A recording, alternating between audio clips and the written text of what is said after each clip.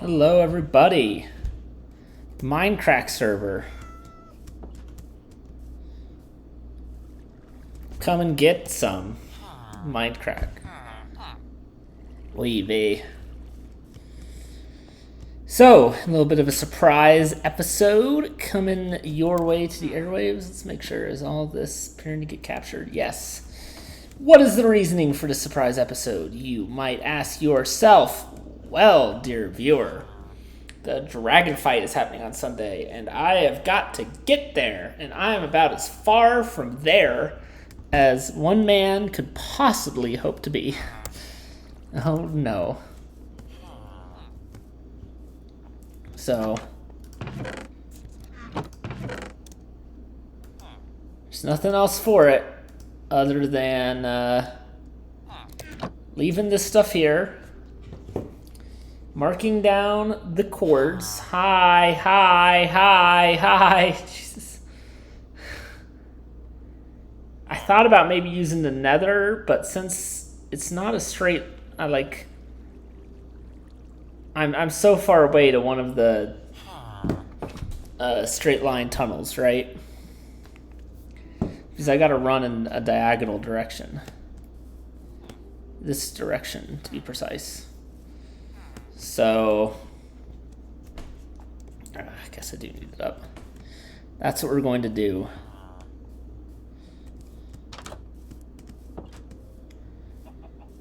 So what do we have to talk about today, everybody? Let's make our way towards the dragon. After the dragon, we will be going on a crazy end adventure. Which, speaking of which... Oh...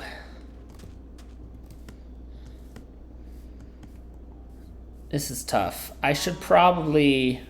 This man... I should probably bring some of the diamonds.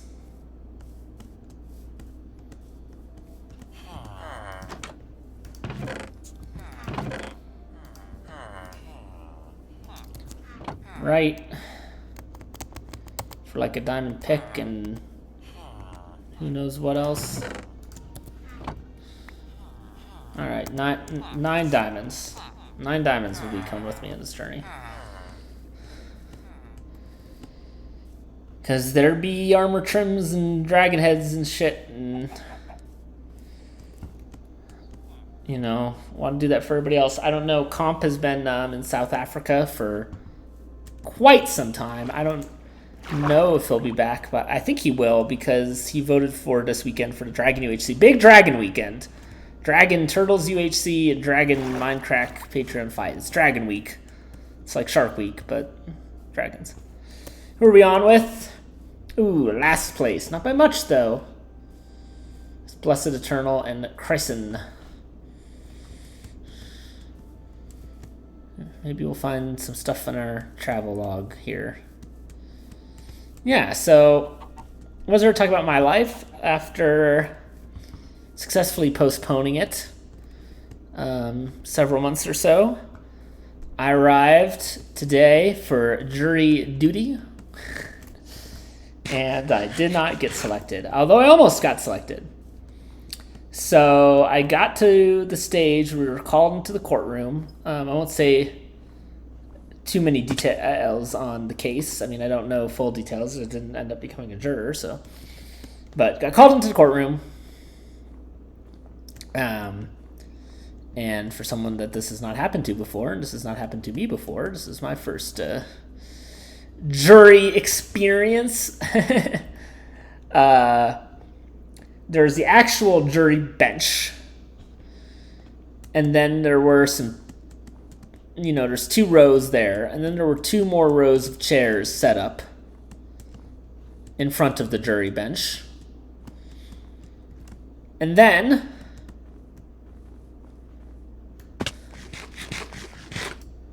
there were people just sitting in the gallery, just vibing.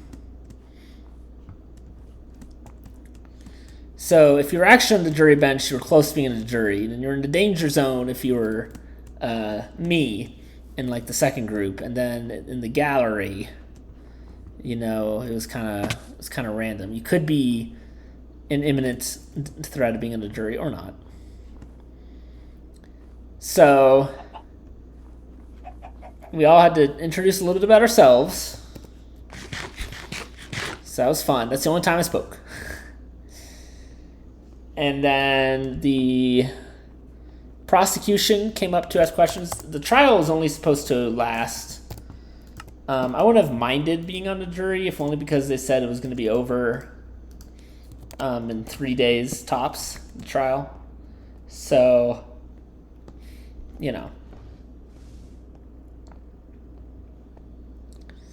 that's fine. Hello, polar bears.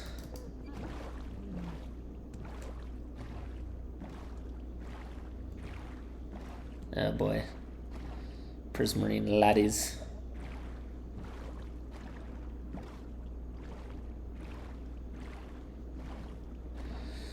So, just by virtue of where I was sitting in the half hour the prosecutor had to ask questions, I was never able to be... he ran out of time before he got to me. And then the defense didn't do that tact. Oh, good. Instead, they asked, how do you feel about this specific thing? And do you feel this way about this thing? And at no point did I feel this way about this thing. So I never said anything. And then 3 people got excused because they said their personal feelings about, this particular law or what have you would potentially impair their judgment. And then 3 more people from the gallery were called to replace them, and then one of those people got excused. And then another person was called to replace them and had to read out about themselves, and then, both teams got a chance to question.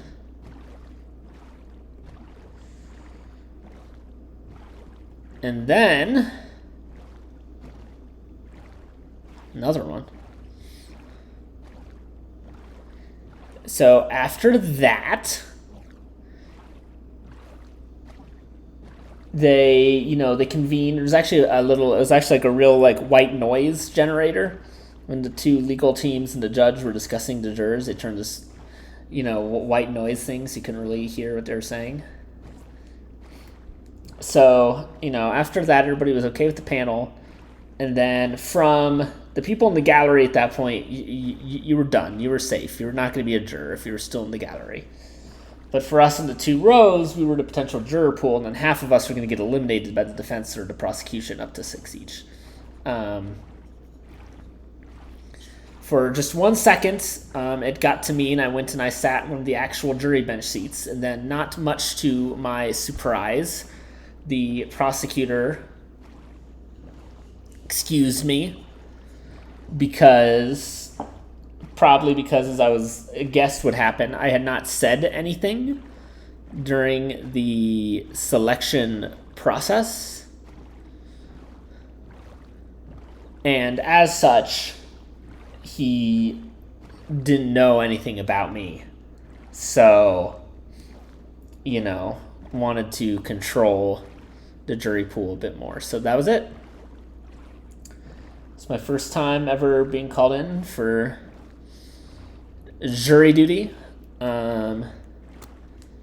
James Marsden was not there. Sorry to say. But, we live.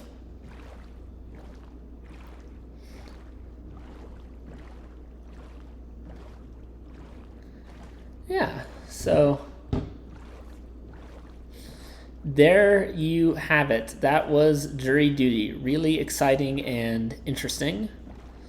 Honestly, I will say this about the process. We had a very good cross-section of people of different ages and races and background. Okay, I guess it was pretty white, but it's Colorado, so Colorado's pretty white. That trident noise? Sure was. Dude, he's fucking arcing that thing. See that arc that man had?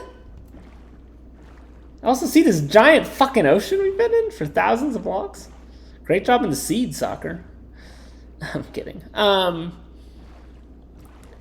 it was a good cross section of people of all sorts of ages and backgrounds and experiences. So it was really, it actually gave me some faith in the American people that everybody that spoke about their questions had positive, I thought they had very rational, well-reasoned opinions and things that they were saying. Ow. Okay. Fuck you. Yeah, I thought everybody spoke very rationally. It was good. Good it was fine. Good to see an emergency courtroom. At one point, somebody was asked a question about the Will Smith Oscar slap incident and their thoughts. So, that's fun.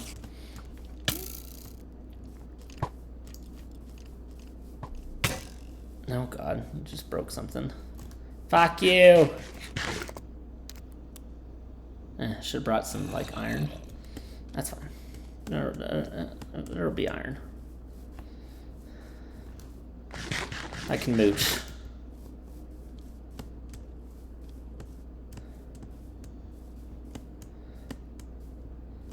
But yeah, civic duty, check.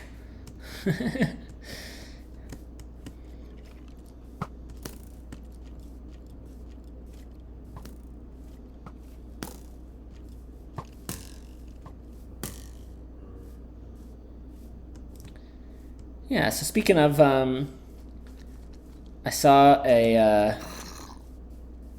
article today written by a former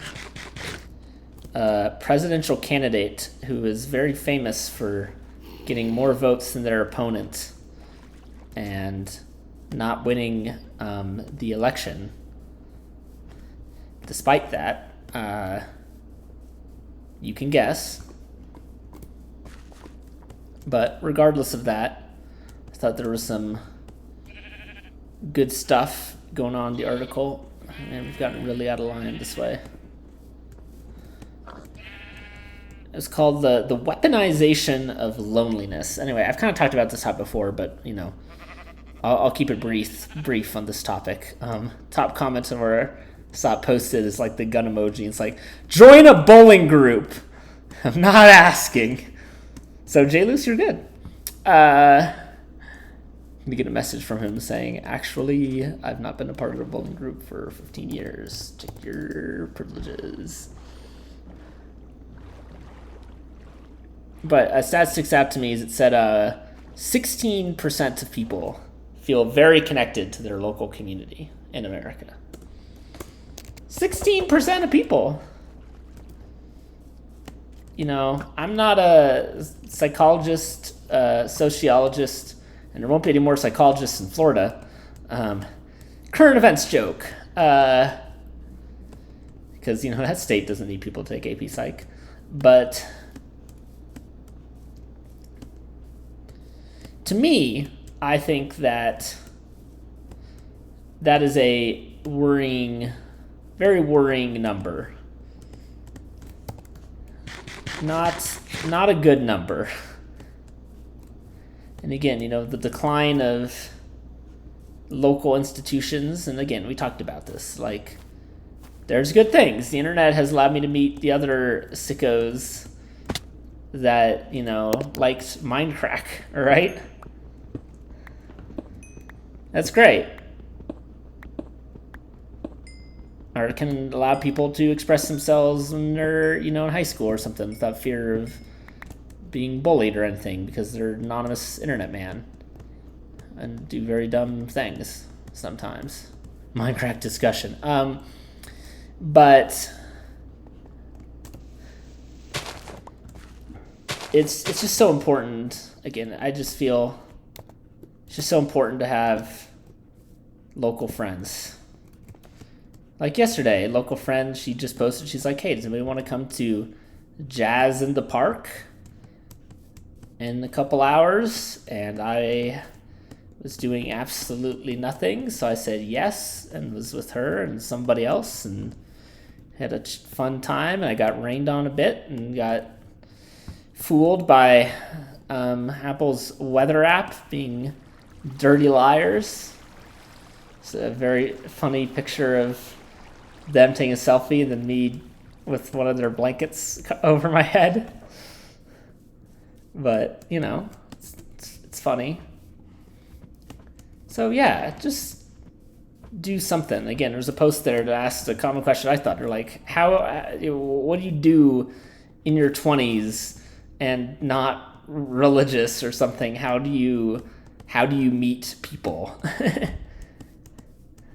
I don't know. In my head, I thought, I'm not like a board game fanatic like some of the people in that group.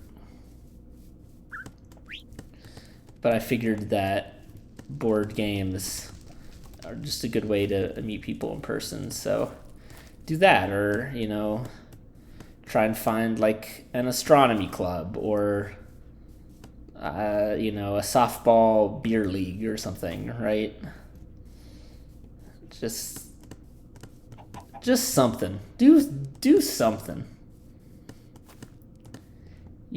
Some brought up best example in the world maybe being Tokyo, but it's like we live more denser and tightly packed together and closer to more people than we ever have in human history, and yet people feel more lonely and isolated than they ever have before. So yeah, not ideal. We live on top of each other, but we can't seem to be able to hang out with each other. I say that is a shame.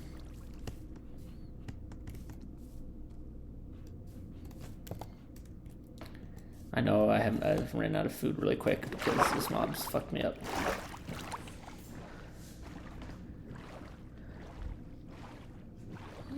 I'll be able to follow this river any specific length, or is it just gonna dead end right here? It's just gonna dead end right here. So there you go. And again, the point of the title being the weaponization of loneliness is that several very unsavory people have manipulated it to suit their own ends. And we don't like those people very much.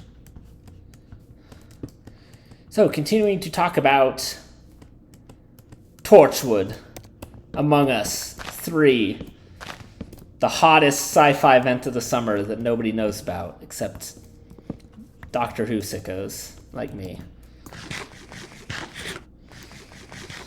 And even some Doctor Who sickos don't know about it because they see Torchwood and they raise up their brow. Just want more stories with Paul McGann. I know all of you just are in love with Paul McGann. All right? Give it up. You freaks. Anyway. So the first episode was about, and I mentioned this about last time about MySpace taking over the world. Maybe, I don't know. If I did, I'm going to mention it quickly again, and I'll move on to the most recent episode I listened to. So it's basically MySpace is sentient. It remembers what you did to it, how you abandoned it. But it was really interesting because it talked about how the algorithm basically behind the social network called Hello Friend in Torchwood went so wrong, and that it tried to make everybody happy, but then it learned that there are some people who are only happy when they're racist, basically. And in the strive to make everybody happy, the algorithm found that the only way that really everybody was on the same page and could use the same things together to become happy was to be angry happy at something. Like, it said people love posting pictures of sunsets, and that always made people happy, sunsets. So wouldn't people be happy if they saw pictures of sunsets on a beach and their best friend. But it turns out that no, people aren't happy when they see their best friend at sunset at the beach. They're jealous, right? And the algorithm just trying to think about, how to do all that. It found it was impossible to make all the people and all the users happy because there were some bad people on there, and this led the algorithm to simply finding that, engagement or things like that beyond anything is what can make people happy. I know, uplifting and good. So that's the villain, and then this next episode was called Doom Scroll. It's peak. It's peak, guys. It's some peak shit. S tier. And Doom Scroll, everyone, was about influencers getting killed because it turned out it was more efficient for deep fakes of the influencers to continue to live stream and peddle products than actual real life influencers. And, it showed some examples of influencers and, how, attractive and, good looking they are, and how fantastic their lifestyle is, and resorts and beaches and hotels, but how, at least the people in the story, they don't have any real friends, even if they have, 200,000 subscribers.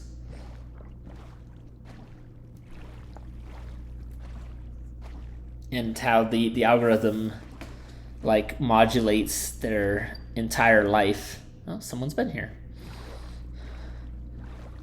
Controls their existence to make it as efficient as possible. One of the characters falls in love with the influencers. The influencer he's designed to protect, and the influencer has it basically scheduled into his phone, when they're allowed to have sex with each other, basically. I mean, I say basically, but that's literally what it is. He has his app tells him it's time for them to have sex now. And just how people look at all this news and become depressed. For the influencers, they become so depressed that they eventually die. I know, uplifting stuff, but I think it serves. I see the village over there, but it's in a really obnoxious location, and whoever was over here has almost certainly checked it out. It's not a taiga village, so let's just continue.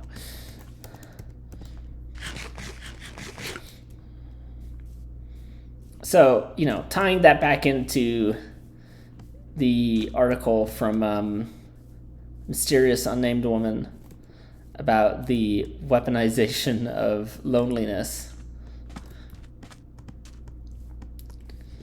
This mountain. Don't want to go up it. It's so easy to fall into that feedback loop where, feel like you have to be, or if you're a content creator or someone, feel like you have to be every second of your life thinking about, how can I monetize this, right? What things in my life are monetizable? How can I do some more of that?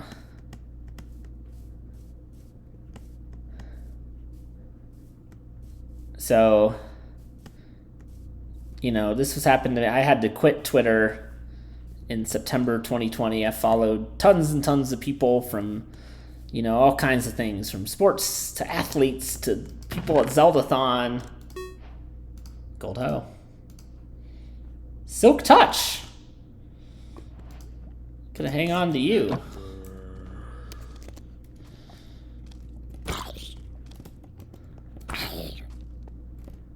Oh no.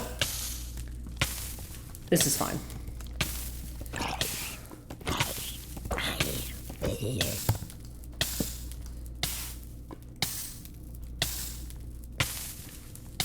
This is fine. If I die, I'll be right here.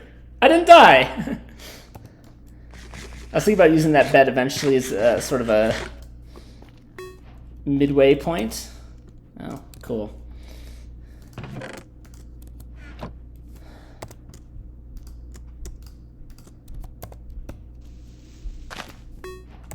Yay.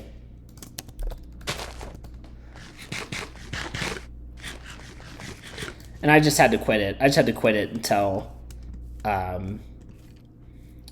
you know, the election and subsequent insurrection had all been dealt with, because just the cacophony of noise, and of course the pandemic highlighted it and made everything worse because everybody had to be online now, right? Couldn't join a board game group during the pandemic. I mean, that negatively affected some people. I mean, like, my mom always had anxiety issues and got stressed being in, you know, large unfamiliar situations and groups of people, or even familiar ones. But 2 years of staying in her house and not going anywhere, doing anything, just, yeah, I should be able to get this puzzle too, yeah. Made those anxieties so much worse. And she is getting help, thankfully, but, you know, these are important things to consider. And again, I'm not exempt from that. Like, again, I think I talked about the caving episode, maybe a little more distance now, about, you know, taking that questionnaire about here's all these things that could be potential stressors in your life. And I scored into, like, you are really stressed out scale, which made sense because, I mean, I was starting a job, and then I started grad school, and then I moved, and then I, you know, had all these different things, and I was in the, you know, in the minor car accident where I was completely fine, but I had to deal with all that shit, and then, you know, just all this stuff, right? And all these things kind of compounded on themselves, and I kind of needed several months at the beginning of this year to work through and kind of reach the place that I wanted to be and envisioned myself being when I moved. And I feel that, you know, now, almost, you know, 10 months after I did that, I feel that I am in that place. And, you know, a lot of that is thanks to my friends, especially, you know, having the regular schedule with the turtles and people in real life and etc. So, all right, of course, third. I thought so.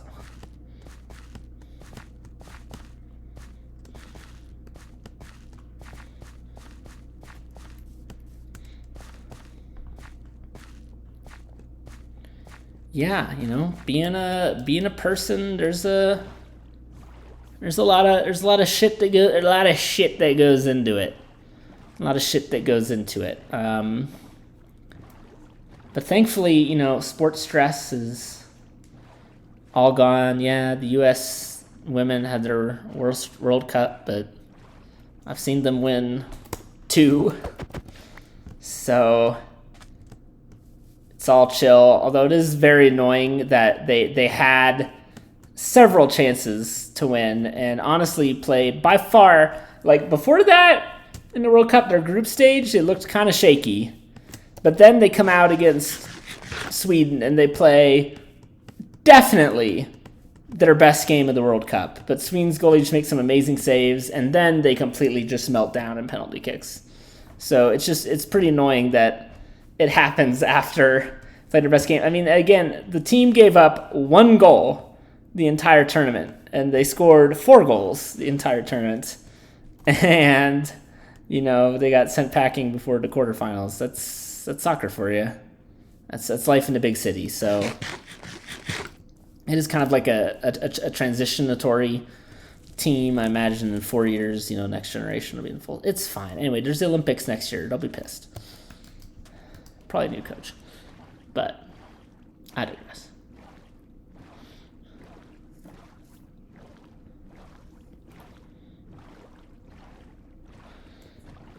So yeah, but again, I've just seen the Avalanche won the Stanley Cup, and then the Nuggets won the NBA Finals. So the Rockies are ass, and it's fine. The Broncos can be ass, and it's fine. I'm not tired of winning, but I'm not in imminent need of it. A village up there, but I guess we'll take a look. So that's fun.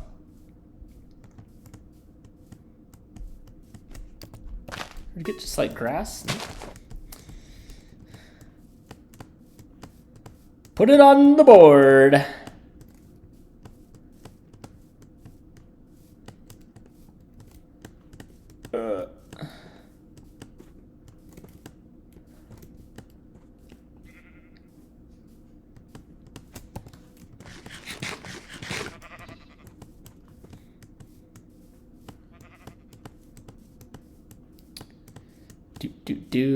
I saw Oppenheimer a second time. 70 millimeter, like the true film bros. Definitely a kind of a neat experience. I'd say it was about on par with our standard Dolby Cinema that I go to, just for kind of partially the novelty factor. Although the seats are nowhere near as nice as Dolby Cinema. I mean, I'm not gonna do exhaustive search here. I expect that I have everything already that is present here. And let me tell you, I mean, I thought it was a great movie the first time. The second time, killer film. I mean, probably my top five. I mean, honestly, maybe in the top three. I mean, I always probably like my favorite movie was The Dark Knight. I know, boring, until I saw Interstellar, and then that replaced it. And I think Oppenheimer was took a big swing at Interstellar, big old swing at Interstellar. I don't think it quite made it, partially because I just think the stakes, the tension, and the beauty of Interstellar went out for me. I mean, Oppenheimer is. It's a masterpiece, a tour de force. I don't know how Christopher Nolan does it. I've never wanted like a script of anything before, but I kind of want the Oppenheimer script, especially because of how he wrote half of it in first person, as if he was Oppenheimer.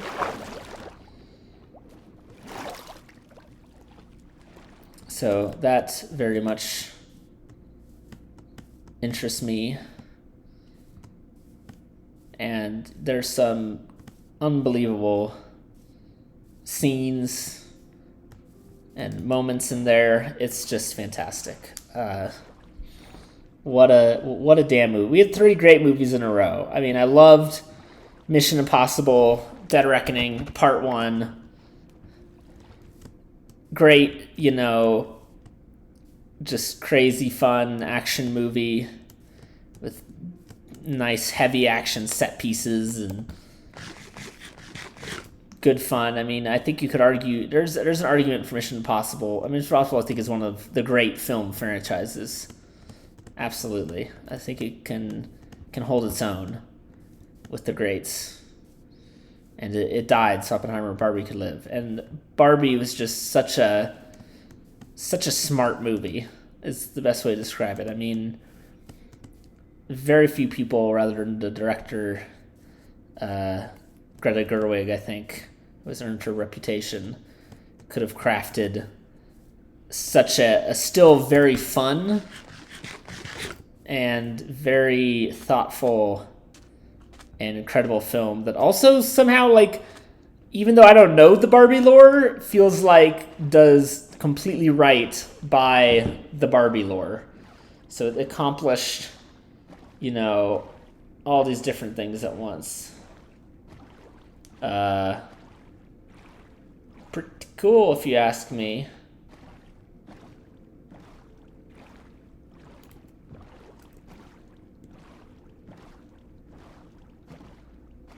Pretty cool.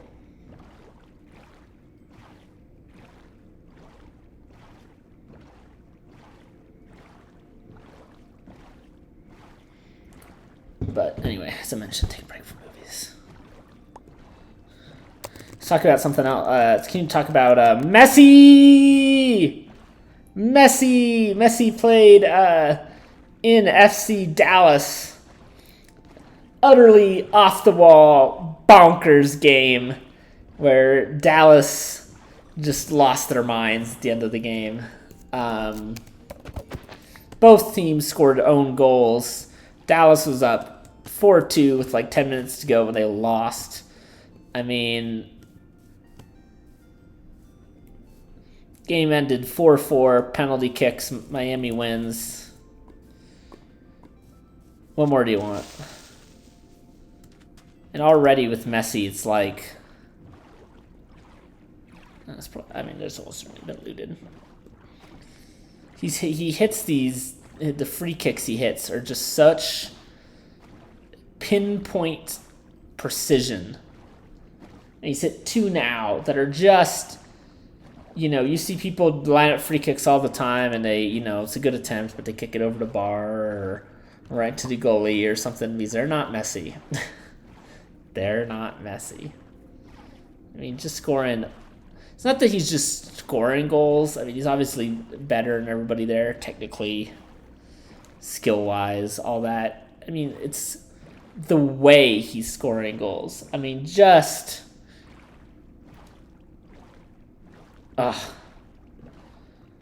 monstrous goals with unbelievable technique and precision.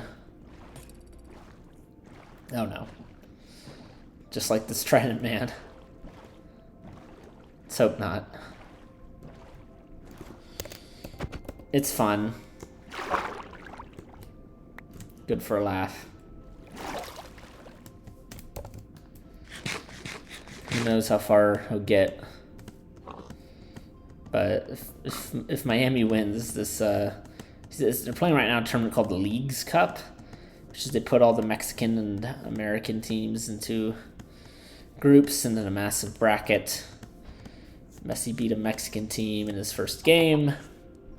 And the groups, you know, let's see. Miami might make it to the final, then lose.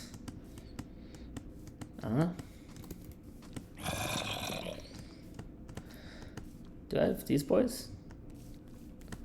Oh god. I do. They're pretty though.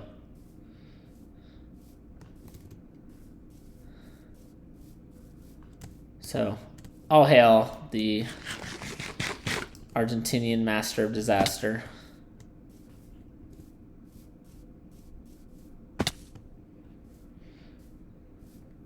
Yeah, so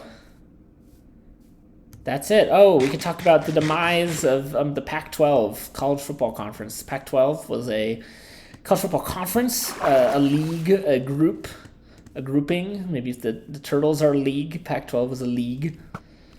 Betwixt mainly big high academic state schools on the West Coast, and it has disintegrated for various reasons. Partially their own ineptitude, partially bullshit. But all those schools have, most of the schools except for 4 have left in order to join other now mega conferences, just stretching from sea to shining sea. And it's really just a bad and dumb development for when a few things that college football has over the pros, and why some people like it more than the pros, is the regional rivalries, right? Like, I'm a casual Notre Dame fan. I don't watch every Notre Dame game. Like, Notre Dame is the last major independent team, which means they're not a conference because they're popular enough and thereby rich enough to not have to be. But they are in like a half deal with the ACC, which is another conference, but that's maybe next on the chopping block.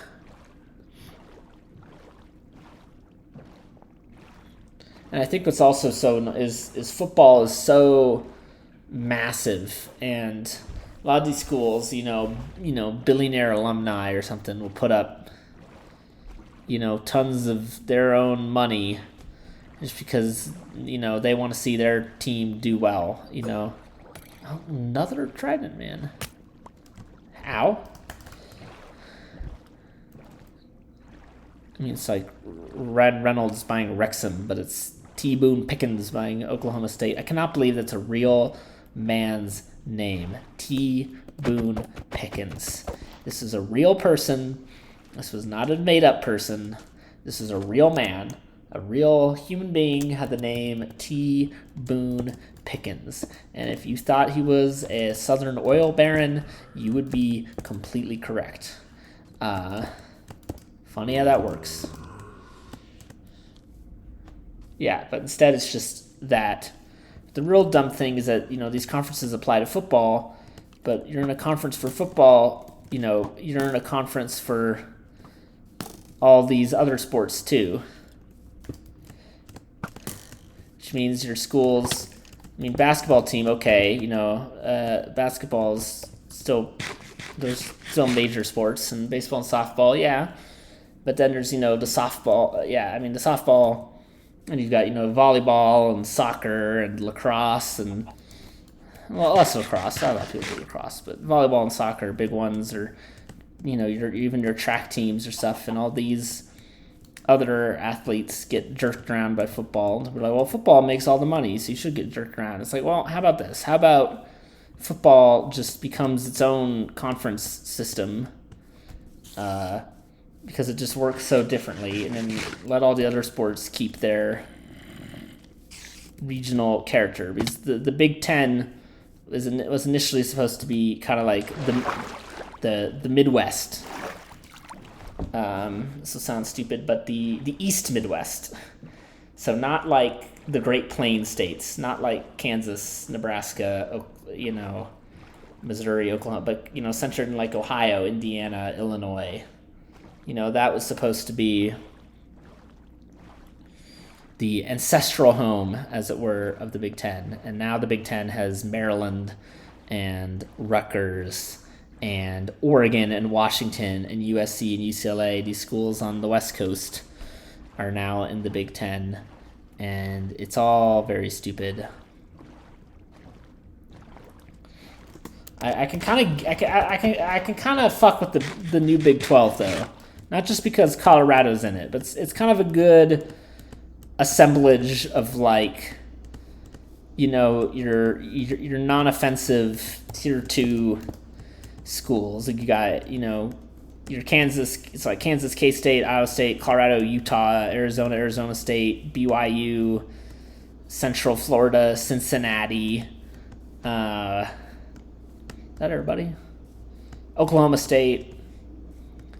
Yeah, Iowa State. It's kind of an appealing, I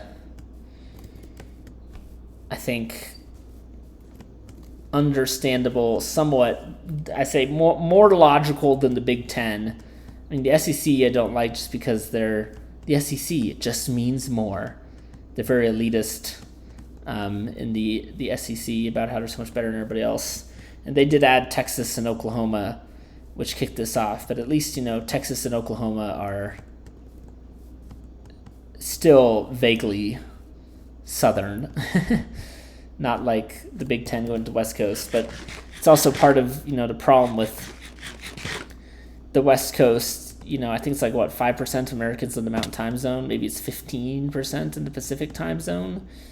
And, there are real, cities and wealth and great schools and everything in the West Coast, but they're so, very geographically isolated from the rest of the country. Like even here in Colorado, which, is a Western state, people, associate it with the West Coast, and culturally, especially where the University of Colorado is, Boulder is a very famous like hippie town. Boulder School. Boulder, it's gorgeous too, has a lot more in common with like Berkeley than, Lawrence, Kansas. But it is way closer to Lawrence, Kansas. Maybe that was unfair to Lawrence, Kansas. I don't know.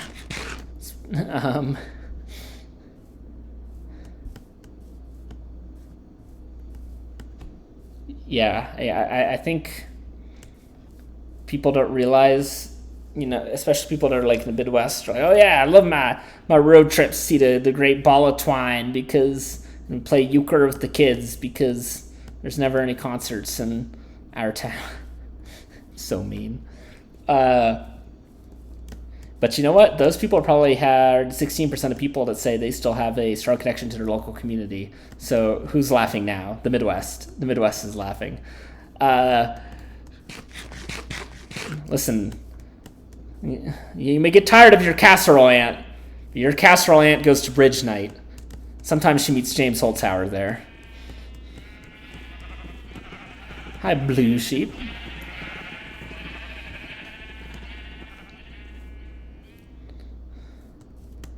So really, I also just kind of want to see what Spawn's doing.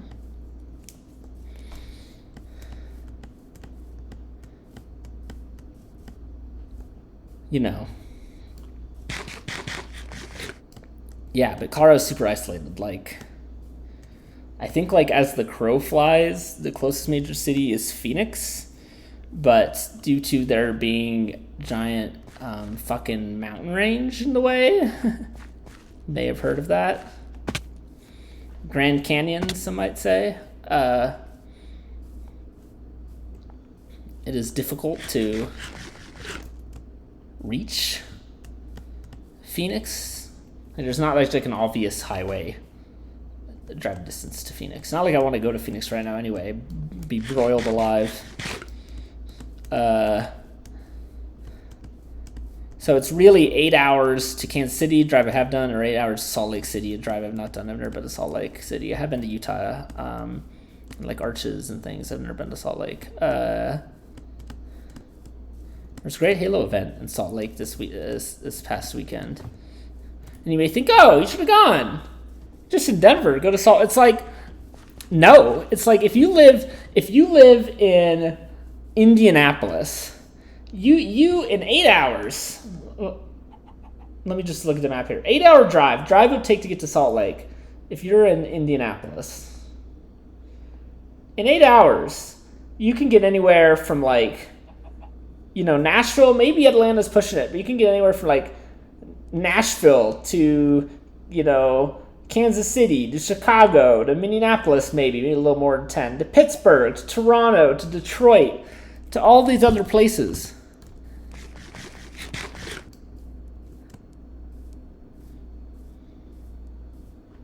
Like, ain't that easy, y'all? Ain't that easy, even though Salt Lake City's kind of like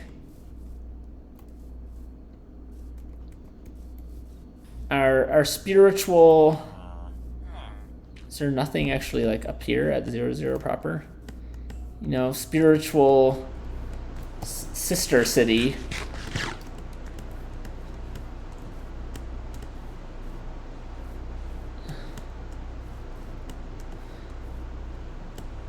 Although things are very different. Let's just take a look.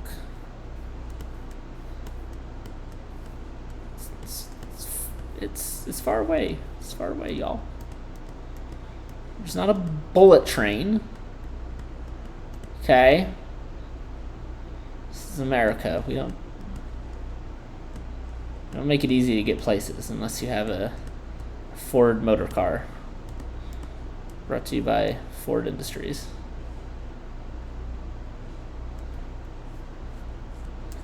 Yeah, like there's no easy, you know, hey, just road trip over here. Oh damn. Alright, that looks pretty sick as fuck. Imagine how bad this would be before the glass texture changed. But now, no, that was like 8 years ago. But that's when I was building on the Michael server.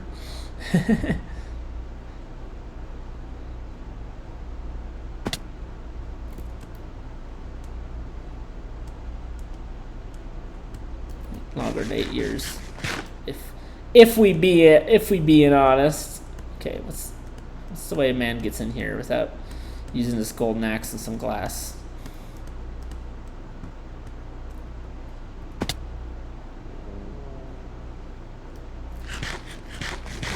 Don't like that. All right, use this golden axe and some glasses.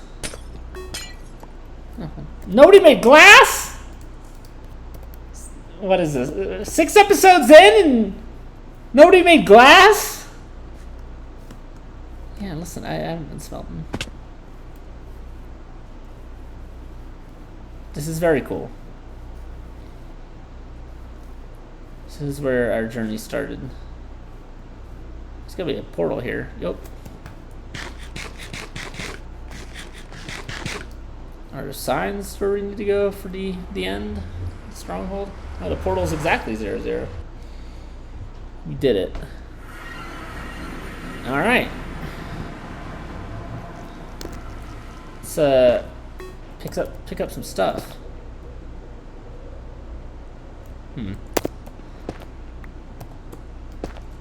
Yeah, I'm like, no.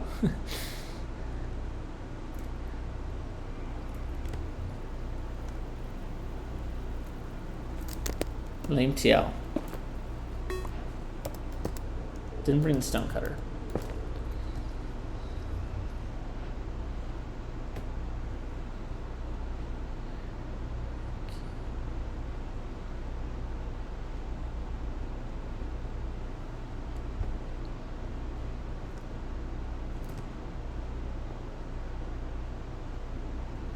Ooh.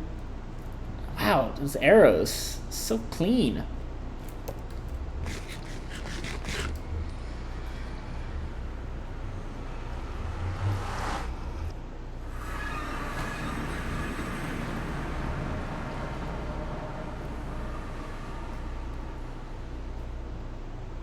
Free the end banner.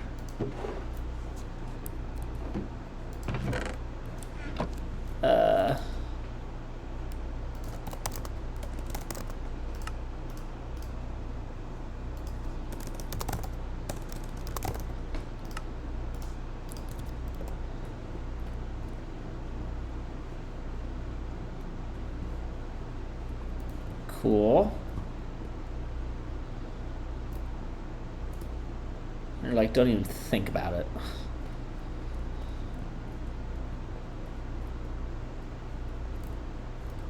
Alright, let's put it back here.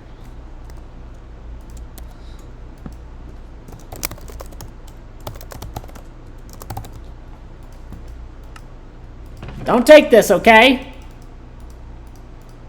Don't do it.